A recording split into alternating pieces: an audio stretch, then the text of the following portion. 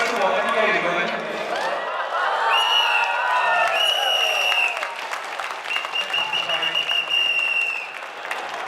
因为在1972年那个时候，我的小学已经改办3年我的第二语文。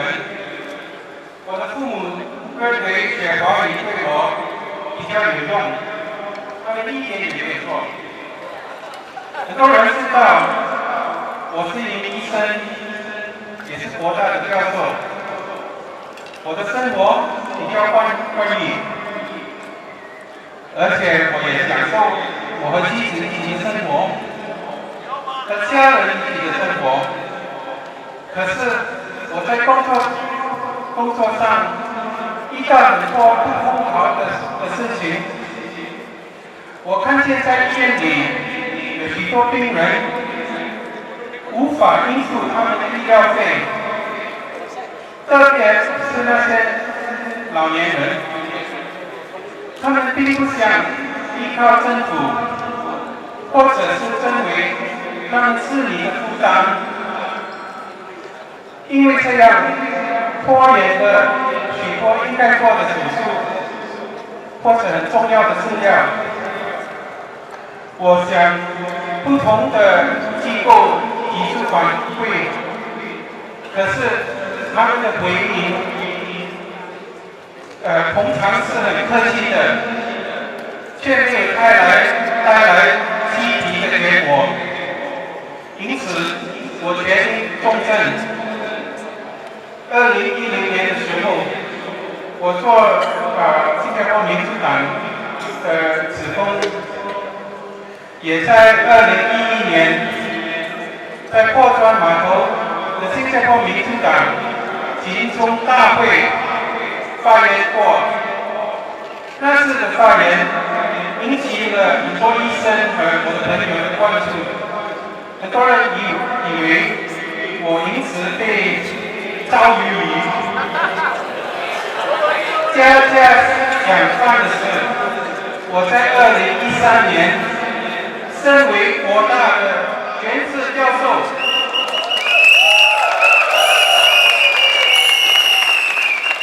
那让我放下心中的大石，因为这告诉我，新加坡的政治已经改变了很多。有人问我，为什么参加新加坡民主党？答案是很简单，民主党是唯一拥有明确政治理念的政党。我们相信一个公正和平等的民主国家。这些价值观对我来说是很重要的。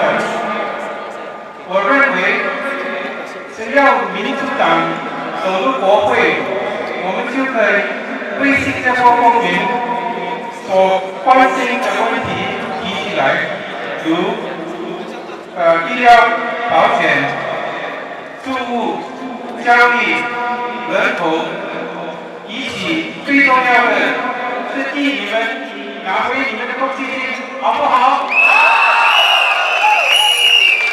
接下来我们一起。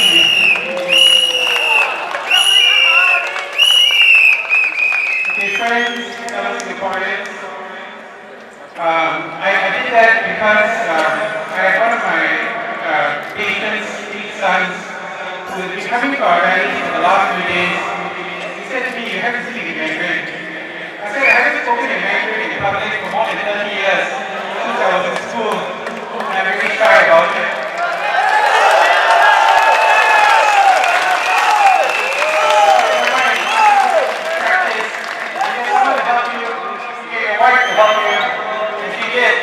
Help me go through it and make it a little bit simpler. I hope you understood what I said. Anyway, for those of you who don't understand Mandarin, what I said is that I became involved in politics because I was concerned about patients I encountered every day in the hospital these are older people who cannot afford the healthcare costs in Singapore. Singapore has very good healthcare. The problem is it's very expensive. And many older Singaporeans, they don't want to beg. They find the healthcare assistance scheme very complicated.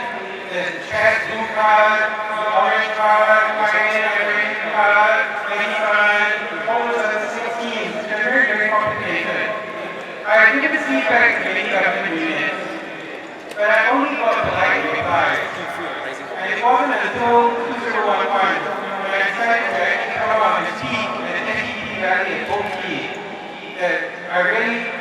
involved in politics in itself.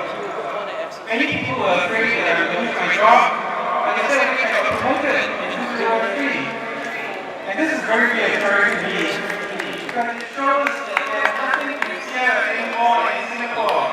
We can make our voices heard. We can vote on a Friday with confidence.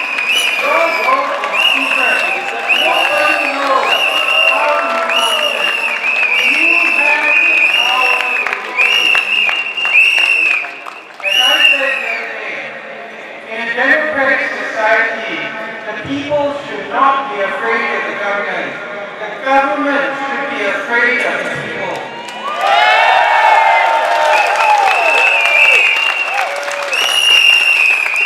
First of all, this evening, I'd like to talk about the topic of immigration.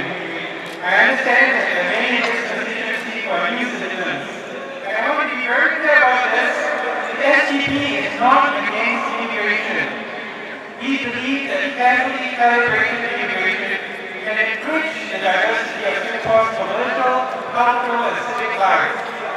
We do believe, however, the infrastructure has to be prepared for the immigration.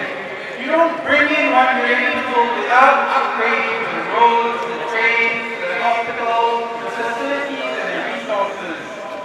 We've had a massive increase in population without being prepared for this. The SDP supports also a minimum wage for everybody, Singaporeans and foreigners alike.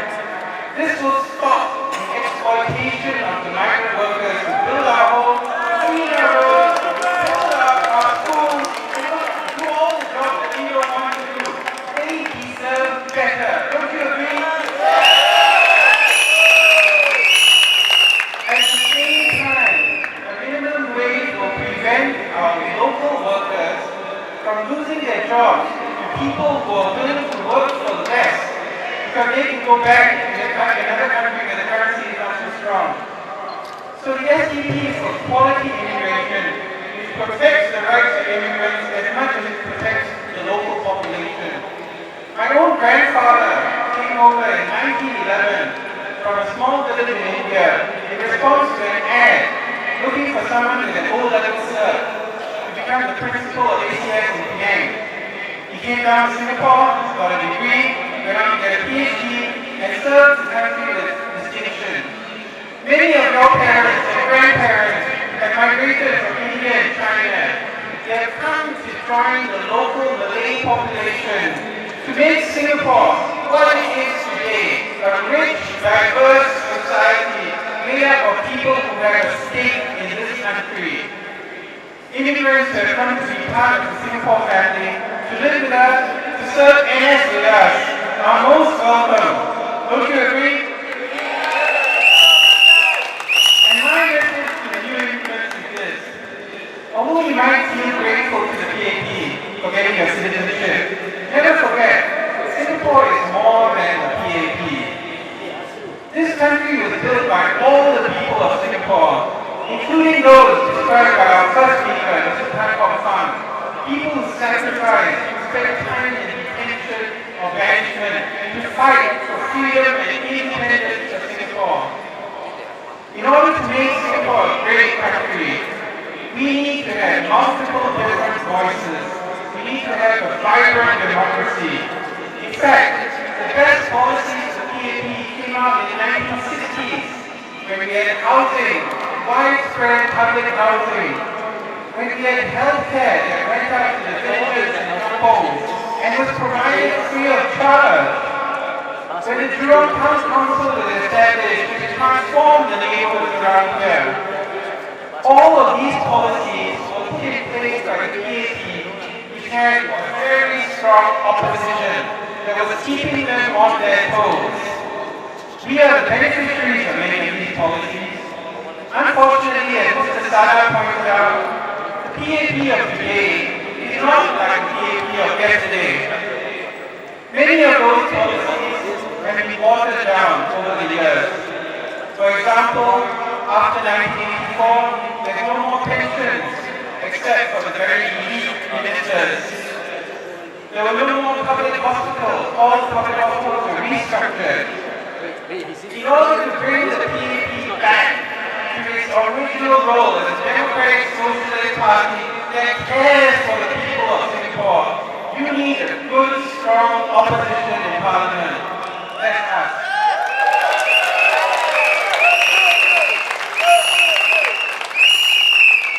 When we do our walkabouts, one of the most important issues that we ask about is the cost of living. People are squeezed at both ends. And that's not just those who are sick. People have paid a high cost of childcare for their children. They have paid high costs to send their children to tuition centers. And the reason why they have to go to tuition centers is because classes are too big. Every class is 30 or 40 students. The senior classes mostly have 40 students. Teachers are burdened with heavy administrative responsibilities. So children don't get the attention that they need. And as a result, many feel the need of tuition. When I was in school, hardly anybody had private tuition. I had Chinese tuition because nobody at home could speak Chinese. A lot of people had math tuition, but that's about it. But now your children going for tuition so that they can do the tuition homework. That's ridiculous to me. We need an alternative look at education. We need the SDP's education policy, which has a holistic approach to education, tries to develop the whole child, and doesn't rely on standardized tests like the PSLE. The second issue is always about cost. People ask this question, why are the costs in Singapore so high? Why is Singapore among the most expensive cities in the world? The Singapore dollar is very strong. You go to Malaysia, now $1 is by 3 ringgit. We import most of our products from Malaysia and China, and the currencies of both those countries have been devalued. But why are things so expensive? When we ask business owners, the answer invariably is the same. It's the rental. And why is the rental so high? Because the rental incorporates the cost of land. Now this doesn't make sense. Most of the land in Singapore was acquired by the government at very low cost. According to the book Hard Choices, edited by Donald Low and Sudhir Bhattacharya, state ownership of land went from 26% in 1968 to 75% in 1985. So that's amazing. Let me say that again. In 1968, when it was soon after the last opposition Barisan Socialist MPs led Parliament, the state of Singapore only owned 25% of the land. In 1985, the year after Tambyah and JP were elected, the state owned 75% of the land. And most of the land was acquired really cheap. It would pay $1 per acre. So, we wouldn't really object if the land was acquired by the government and used for schools or for hospitals or some other community services. But what really gets us annoyed is when land is acquired from farmers and is used to build these mega malls which are then rented out to small business owners at very high rental rates. This is something which is clearly wrong.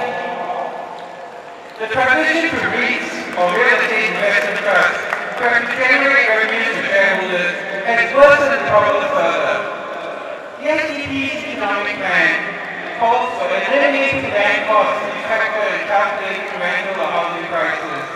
This should significantly drive down prices, and any retailer found to be profiteering will be taken to task by a case, but not the case that we have now. A consumer association which really has teeth, so they can stand up for you, and if they don't, SDP will stand up for you in Parliament.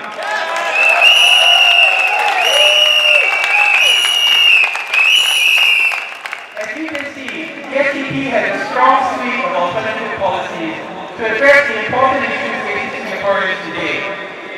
We only have 11 candidates in this election, we can't form the government this time, but we can promise you that if we are elected, we will ask good questions in Parliament and we will benchmark the PAP policies against international best practices. That is what we have done for the various SDP policies. These are carefully thought out policies. They've been presented to the public, they've been debated and discussed. One person who is certainly not afraid to ask good questions is my colleague, Mr. Sada. As you've heard, Sada was a candidate for the strong GRC team in 2011 elections. That was the team that was the most improved of any constituency. He was a teacher for many years and a unionist. He worked with Dr. Tan Chen Wok, and he had a really good feel for the ground. I was amazed at how he's been walking the blocks of Bukit Batok, even though this is a new constituency, which is just carved out. He's really got his heart on the ground for the people. He and the rest of the other 11 SDP candidates can be a check on the PAP government. We can hold them accountable to you, the people of Singapore. Because remember, you are not voting for the master of the people. You are voting for someone to be a servant of the people.